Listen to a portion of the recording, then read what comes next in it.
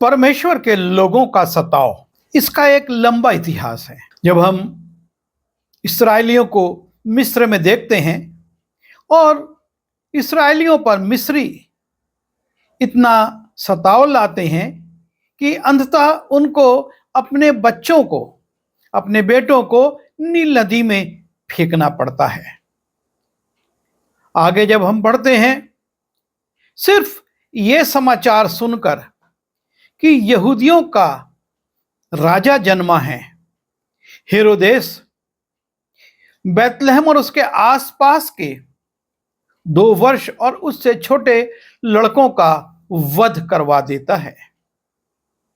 यीशु मसीह से लेकर सताव को जब हम देखते हैं प्रेरितों के काम में और उसके बाद इब्रानियों में, सताव का बड़ा उल्लेख है कि किस प्रकार से परमेश्वर के लोग सताए गए या सताव सहते रहे। और उसके बाद हम देखते हैं नीरो को, हिटलर को और दूसरे सरकारों को, जिन्होंने परमेश्वर के लोगों पर नाना प्रकार के सताव किए। और आज भी ये क्रम जारी है।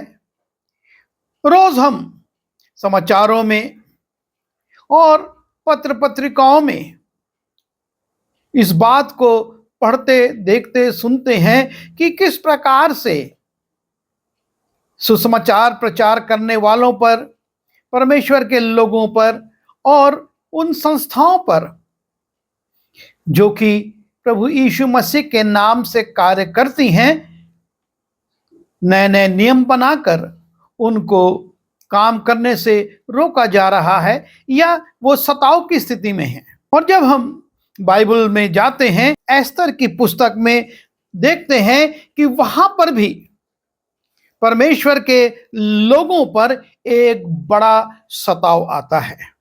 एस्तर की पुस्तक उसके 3 अध्याय से 9 अध्याय को देखते हैं और वहां पर हम पाते हैं कि किस प्रकार से एक व्यक्ति अपनी व्यक्तिगत प्रतिष्ठा के लिए, मान सम्मान के लिए परमेश्वर के कौम के सारे लोगों को मार डालने की योजना बनाता है। एस्तर उसके 3 अध्याय के पहले, दूसरे पद को देखते हैं और वहां पर इस प्रकार से लिखा है, इन बातों के बाद राजा शेष ने हामान को उच्च पद दिया और उसको महत्व देकर उसके लिए उसके साथी हाकिमों के सिंहासनों से ऊंचा सिंहासन ठहराया।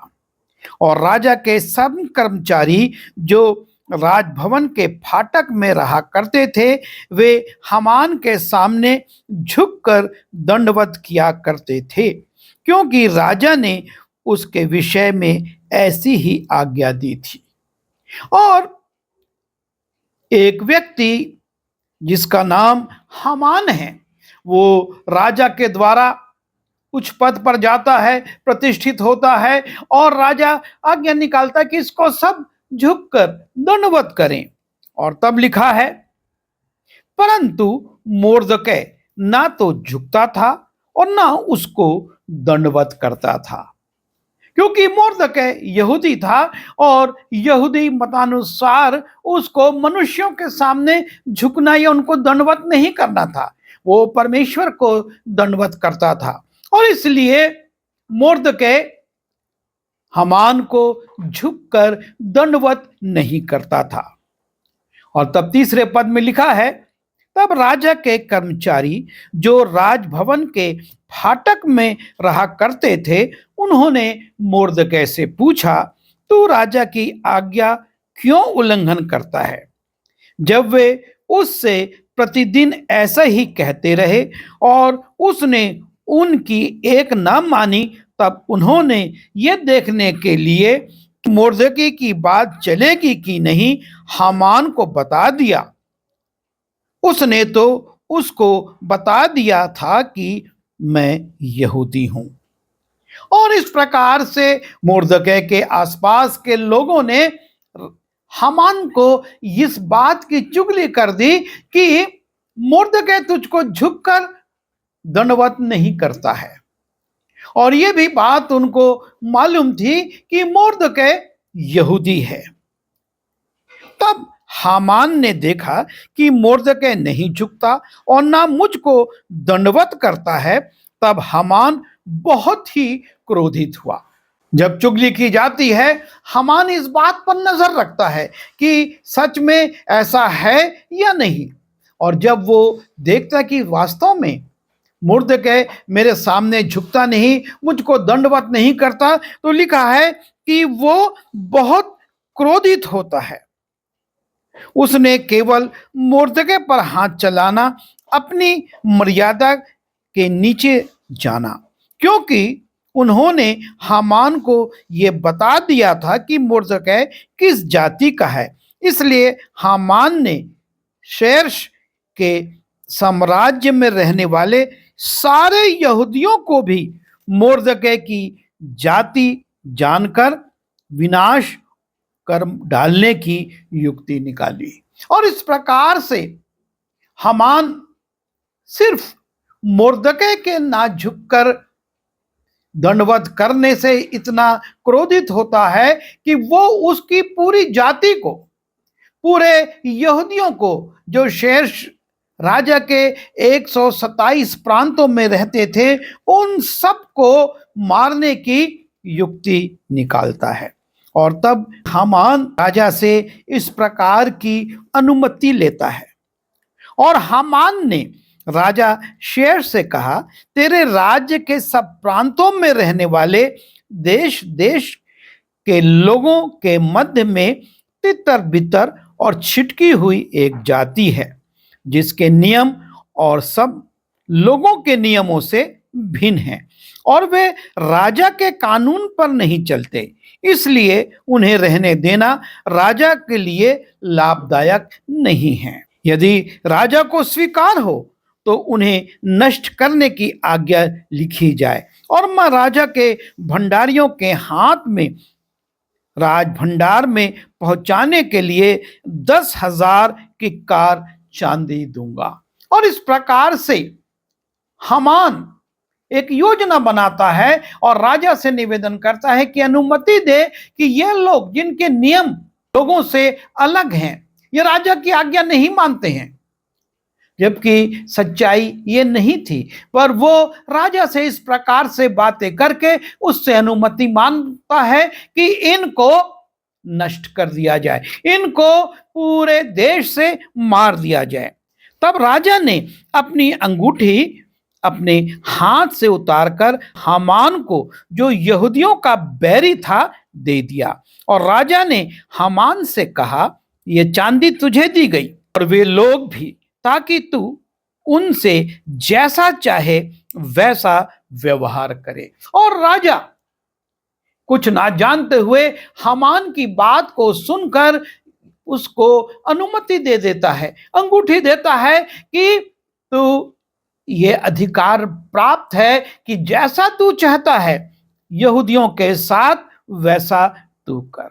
यूं उसी महीने के 13वें दिन को राजा के लेखक बुलाए गए और हामान की आज्ञा के अनुसार राजा के सब अधिपतियों और सब प्रांतों के प्रधानों और सब देश के लोगों के हाकिमों के लिए चिट्ठियां एक एक प्रांत के अक्षरों में और एक एक देश के लोगों की भाषा में राजा शेर्श के नाम से लिखी गई, और उनमें राजा की अंगूठी की छाप लगाई गई। और राज्य के सब प्रांतों में इस आशय की चिट्ठियां भेजी गई कि एक ही दिन में, अर्थात अदार नाम 12वें महीने के 13वें दिन को, क्या जवान, क्या बूढ़ा, क्या स्त्री, क्या बालक, सब यहूदी विध्वंसघात किए और नाश किए जाएं और उनकी धन संपत्ति लूट ली जाए।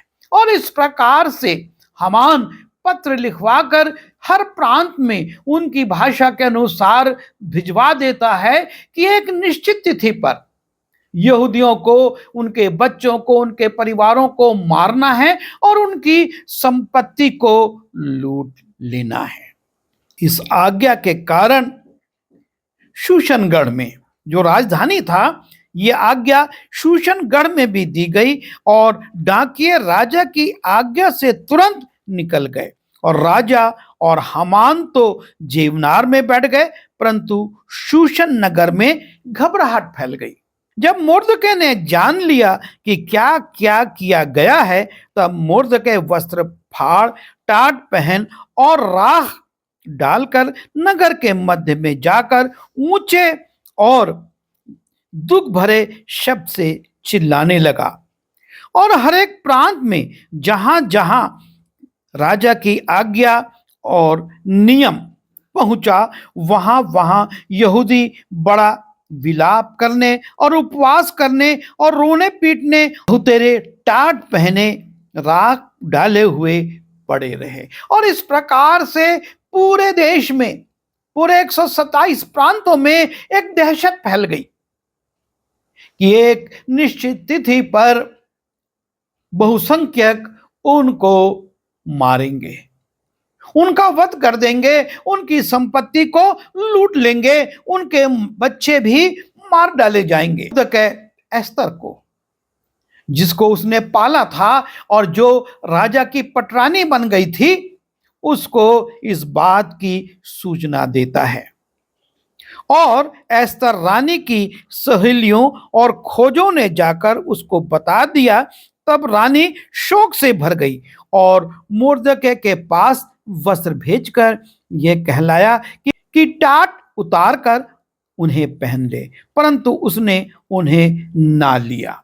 और लिखा है, फिर यहूदियों को विनाश करने की जो आज्ञा शूशन में दी गई थी, उसकी एक नकल भी उसने हताक के हाथ में एस्तर को दिखाने के लिए दी और उसे सब हाल बताने और ये आज्ञा देने को कहा कि भीतर राजा के पास जाकर अपने लोगों के लिए गिड़गिड़ा कर विनती कर। और मोर्दकै एस्तर से कहता है कि तू राजा के पास जा सकती है, तू राजा के पास जा और अपने लोगों के लिए गिड़गिड़ा कर निवेदन कर। और जो आज्ञा निकाली गई थी उसकी एक प्रति भी वो भेज देता है। और तब एस्तर महल से मोर्दकै को खबर करती है। एस्तर ने हताक को मोर्दकै से यह कहने की आज्ञा दी कि राजा के सब कर्मचारी वरन राजा के प्रांतों के सब लोगों को भी मालूम है कि क्या पुरुष क्या स्त्री कोई क्यों ना हो, जो आज्ञा बिना पाए भीतरी आंगन में राजा के पास जाएगा, उसके मार डालने की आज्ञा दी गई है। केवल जिसकी ओर राजा सोने का राजदंड बढ़ाए वही बचता है। परंतु मैं अब 30 दिन से राजा के पास नहीं बुलाई गई हूं। एस्तर रानी है, पर वो अपनी मजबूरी बता रही है। राजा की अनुमति के बिना कोई भी उसके पास नहीं जा सकता और मैं 30 दिन से राजा के पास नहीं बुलाई गई हूं। एस्तर की ये बातें मोर्दकै को सुनाई गईं। तब मोर्दकै ने एस्तर के पास यह कहला भेजा कि तू मन ही मन ये विचार ना कर कि मैं ही राजभवन में रहने के कारण और सब यहूदियों में से बची रहूंगी, क्योंकि जो तू इस समय चुपचाप रहे तो और किसी ना किसी उपाय से यहूदियों का छुटकारा और उद्धार हो जाएगा, परंतु तू अपने पिता के घराने समेत नाश होगी। फिर क्या जाने तुझे ऐसे ही कठिन समय के लिए राजपद मिला हो। और इस प्रकार से मोर्दकै एस्तर को समझाता है कि तू अपने आप को महल में रहने के कारण सुरक्षित मत समझ। परमेश्वर के लोग तो परमेश्वर के द्वारा किसी ना किसी उपाय से बचा लिए जाएंगे। ऐसा नहीं है कि जो ये सताव आया है उसके कारण सारे लोग नाश हो जाएंगे। परमेश्वर उपाय करेगा, लेकिन यदि तू चुप रहेगी इस समय तो अपने परिवार, अपने घराने, अपने पिता के घराने के साथ तू नाश होगी। और एक बात को स्मरण कर कि संभव है परमेश्वर ने तुझे पटरानी इसी दिन के लिए बनाया हो कि तू इस संकट की घड़ी में अपने लोगों के लिए खड़ी हो। तब एस्तर ने मोर्दकै के पास कहला भेजा कि तू जाकर शूशन के सब यहूदियों को इकट्ठा कर और तुम सब मिलकर मेरे निमित्त उपवास करो। 3 दिन रात ना तो कुछ खाओ और ना कुछ पियो।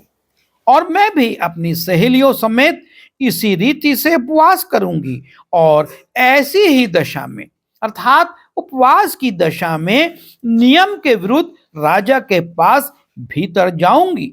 यदि नाश हो गई तो हो गई। एस्तर मुर्दकै से कहती है, ठीक है, तूने जो कहा है मैं उसके अनुसार करूंगी, लेकिन उसके पहले मैं 3 दिन की तैयारी करना चाहती हूं और तुम मेरी तैयारी में सहायता करो। जितने शूशन में हैं वो सब उपवास करें, मैं भी अपनी सहेलियों के साथ उपवास करूंगी और उपवास की दशा में ही राजा के सामने जाऊंगी। यदि राजा ने स्वीकार किया तो ठीक है, और यदि मैं नाश हो गई तो नाश हो गई। तब मुर्दकै चला गया और एस्तर की आज्ञा के अनुसार ही उसने किया, अर्थात उसने सब लोगों को ये सूचना दी और सारे शूशन के यहूदी लोग उपवास करते हैं। 5वें अध्याय के 9वें पद में कि किस प्रकार से परमेश्वर अपने काम को शुरू करता है। 3रे दिन एस्तर अपने राजकीय वस्त्र पहनकर राजभवन के भीतर आंगन में जाकर राजभवन के सामने खड़ी हो गई। राजा तो राजभवन में राजगद्दी पर भवन के द्वार के सामने विराजमान था, और जब राजा ने एस्तर रानी को आंगन में खड़ी हुए देखा तब उससे प्रसन्न होकर सोने का राजदंड जो उसके हाथ में था उसकी ओर बढ़ाया। तब एस्तर ने निकट जाकर राजदंड की नोक छुई और राजा ने उससे पूछा, हे एस्तर रानी, तुझे क्या चाहिए और तू क्या मांगती है? मांग और तुझे आधा राज्य तक दिया जाएगा। और एस्तर रानी आज्ञा के विरुद्ध उपवास के साथ राजा के सामने जाती है। समस्या आई है, लेकिन वो बिना तैयारी के राजा के सामने अपना निवेदन लेकर नहीं जाती। वो 3 दिन तक उपवास करती है और साथ में अपने लोगों से भी कहती है कि मेरे लिए उपवास करो। मुर्दकै और शूशन गण के सारे लोग जो यहूदी हैं वो उपवास करते हैं, और उस स्थिति में जब वो राजा के सामने जाती है, लिखा है राजा उससे प्रसन्न होता है, उसकी ओर राजदंड बढ़ाता है और उससे कहता है, मांग, तू क्या मांगती है, तेरी क्या इच्छा है, और तुझको आधे राज तक दिया जाएगा। एस्तर ने कहा, यदि राजा को स्वीकार हो तो आज हामान को साथ लेकर उस जेवनार में आए जो मैंने राजा के लिए तैयार की है। और इस प्रकार से बड़े बुद्धिमत्ता के साथ एस्तर वहां पर कुछ नहीं कहती, लेकिन राजा से निवेदन करती है कि तू हामान के साथ मेरे जो जेवनार है आज शाम को मैं रखना चाहती हूं उसमें आ। और राजा तुरंत आज्ञा देता है कि हामान को सूचित करो और इस जेवनार में हम जाएंगे। और 8वें पद में लिखा है, जब राजा जेवनार में जाता है फिर से पूछता है, और तब एस्तर फिर से एक दिन कहती है कि आज नहीं पर कल जेवनार में आप दोनों जब आएंगे तब मैं अपने निवेदन को करूंगी। और इस प्रकार से हम देखते हैं कि परमेश्वर एस्तर को बुद्धि देता है। वो एक कूटनीति चलती है और राजा को आमंत्रित करती है कि हामान के साथ आए, और हामान इससे बड़ा प्रसन्न होता है। वो सोचता है मैं कितना महत्वपूर्ण हूं कि मैं केवल बुलाया गया और कोई अधिकारी, कोई प्रधान नहीं बुलाया गया, केवल राजा के साथ रानी एस्तर ने मुझको बुलाया है। बड़ा आनंदित होकर जब लौटता है तो फिर से मुर्दकै को देखता है और देखता है कि मुर्दकै उसको झुककर दंडवत नहीं करता है, और तब वो बड़ा क्रोधित होता है और अपने घर जाता है और अपने लोगों को बताता है कि मेरे साथ आज ऐसा ऐसा हुआ। रानी ने केवल मुझको राजा के साथ जेवनार पर आज बुलाया और कल भी बुलाया है, पर जब मैं मुर्दकै को देखता हूं जो मुझको झुककर दंडवत नहीं करता, मुझको सब व्यर्थ लगता है।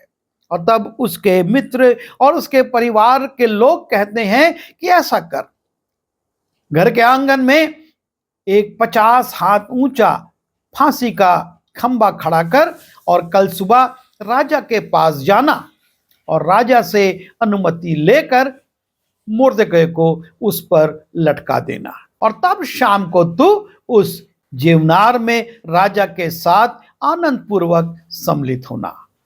और हामान को यह विचार अच्छा लगता है और वो खंबा बनवाता है और सुबह सुबह राजा से वो बात करने जाता है कि मैं मुर्दकै के लिए अनुमति ले लूं, पर राजा को परमेश्वर रात में सोने नहीं देता और इतिहास की पुस्तक खुलवाई जाती है और राजा उसको सुनता है और उसको मालूम होता है कि कैसे मुर्दकै ने 2 लोगों से उसके प्राणों की रक्षा की थी।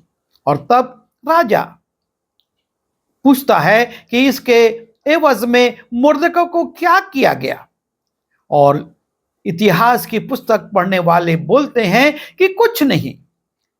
और तब सुबह के समय जब हामान आता है, तब राजा ने उससे पूछा, जिस मनुष्य की प्रतिष्ठा राजा करना चाहता हो तो उसके लिए क्या करना उचित होगा। हामान ने यह सोचकर कि मुझसे अधिक राजा किसकी प्रतिष्ठा करना चाहता है, राजा को उत्तर दिया, जिस मनुष्य की प्रतिष्ठा राजा करना चाहते हैं तो उसके लिए राज के वस्त्र लाया जाए जो राजा पहनता है, और एक घोड़ा भी जिस पर राजा सवार होता है, और उसके सिर पर जो राज के मुकुट धरा जाता है वो भी लाया जाए। फिर वो वस्त्र और वो घोड़ा राजा के किसी बड़े हाकिम को सौंपा जाए, और जिसकी प्रतिष्ठा राजा करना चाहता है उसको वो वस्त्र पहनाया जाए और उस घोड़े पर सवार करके नगर के चौक में उसे फिराया जाए और उसके आगे आगे ये प्रचार किया जाए कि जिसकी प्रतिष्ठा राजा करना चाहता है उसके साथ ऐसा ही किया जाएगा। राजा ने हामान से कहा, फुर्ती करके अपने कहने के अनुसार उस वस्त्र और उस घोड़े को लेकर उस यहूदी मुर्दकै से जो राजभवन के फाटक में बैठा करता है वैसा ही कर, जैसा तूने कहा है उसमें कुछ भी कमी ना होने पाए।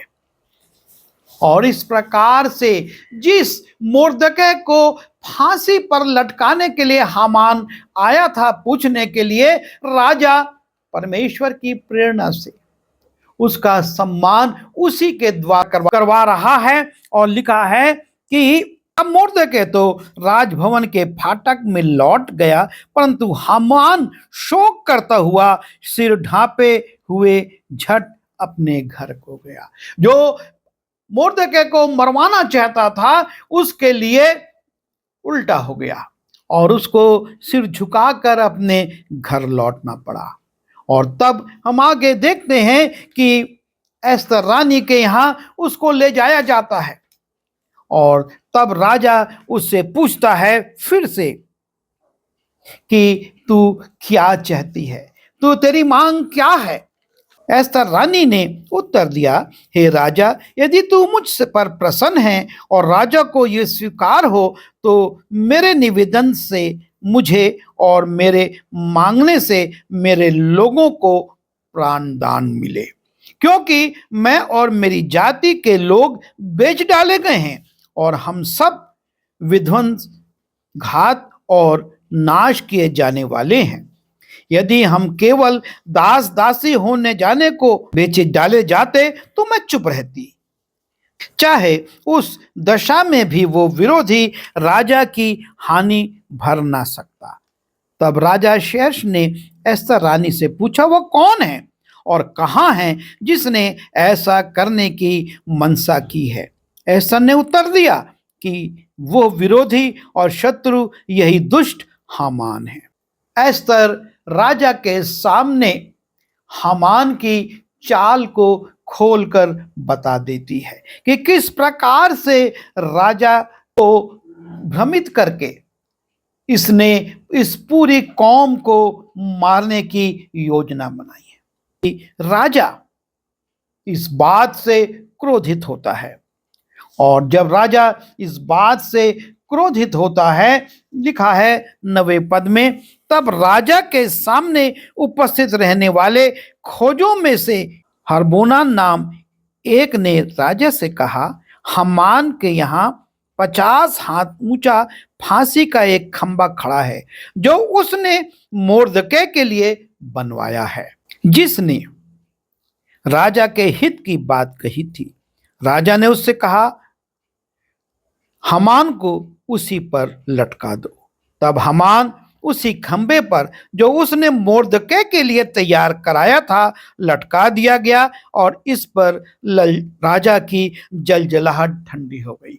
और इस प्रकार से जो सताव यहूदियों पर हामान लाना चाहता था वो उसी पर लौट गया। और तब उसी दिन राजा शेष ने यहूदियों के विरोधी हामान का घर बार एस्तर रानी को दे दिया, और मोर्दकै राजा के सामने आया, क्योंकि एस्तर ने राजा को बताया था कि उससे उसका क्या नाता है।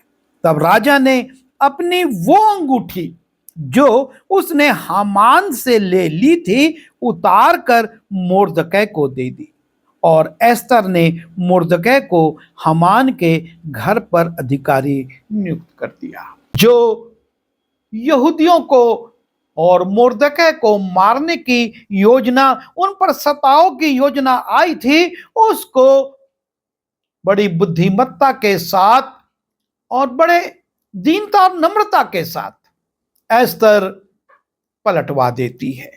लिखा है 3 पद में, फिर एस्तर दूसरी बार राजा से बोली और उसके पांव पर गिर आंसू बहा बहा कर उससे गिड़गिड़ाकर विनती की कि आगागी हामान की बुराई और यहूदियों की हानि की उसकी युक्ति निष्फल की जाए।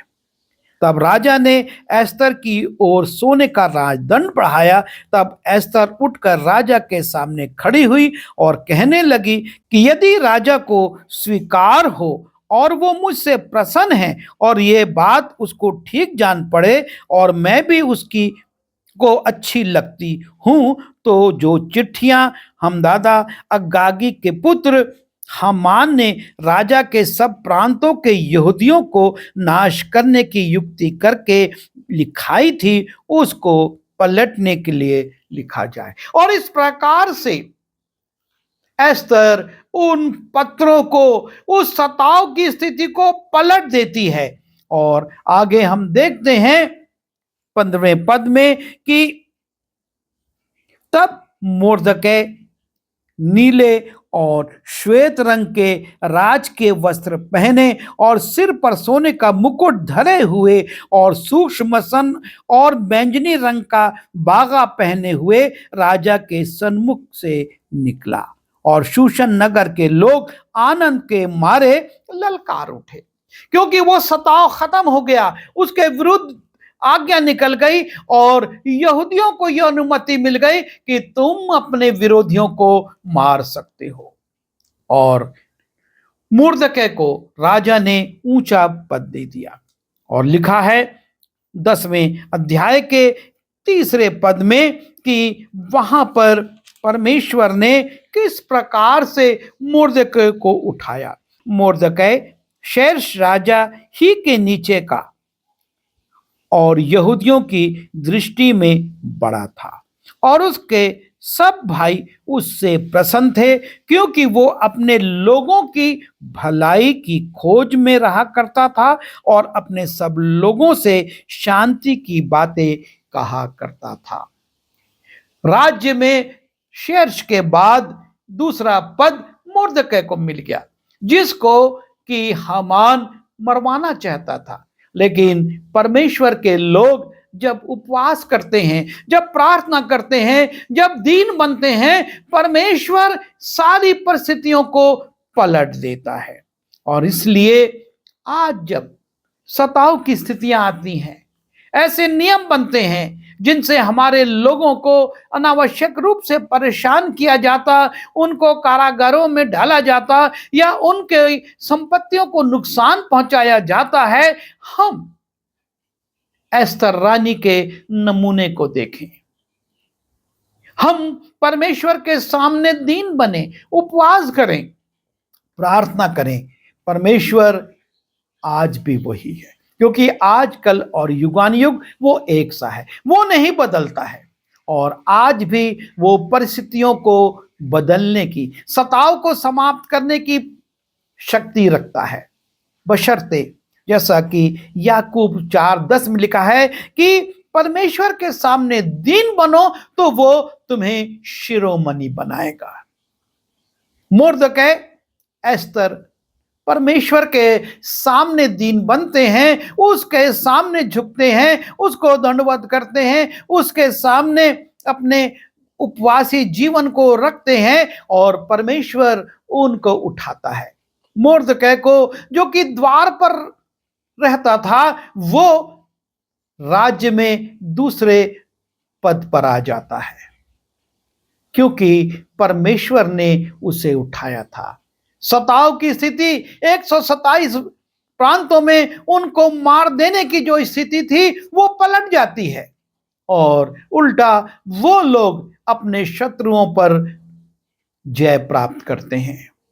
आवश्यकता इस बात की है कि हम सताव में बचाव के लिए अपनी बुद्धि का, अपनी शक्ति का, अपने तर्कों और वितर्कों का नहीं, लेकिन परमेश्वर के सामने दीन बने, उससे प्रार्थना करें, उपवास करें और परमेश्वर इन परिस्थितियों को बदलेगा। आइए प्रार्थना करें। प्रभु जी, धन्यवाद देते हैं कि आप अपने लोगों की प्रार्थना को सुनते और उनके उपवासी जीवन को देखकर उनके लिए परिस्थितियों को बदल देते हैं। हम प्रार्थना करते हैं, वर्तमान में भी जब चारों ओर से समाचार मिलते हैं कि आपके लोगों पर सताव है, हम प्रभु अपनी बुद्धि पर नहीं, अपनी योग्यता पर नहीं, अपने ज्ञान पर नहीं, पर तुझ पर भरोसा करके तेरे सामने दीन बनते हैं कि तू प्रभु उनकी रक्षा कर और परिस्थितियों को बदल दे। विनती यीशु मसीह के नाम से मांगता हूं, आमीन।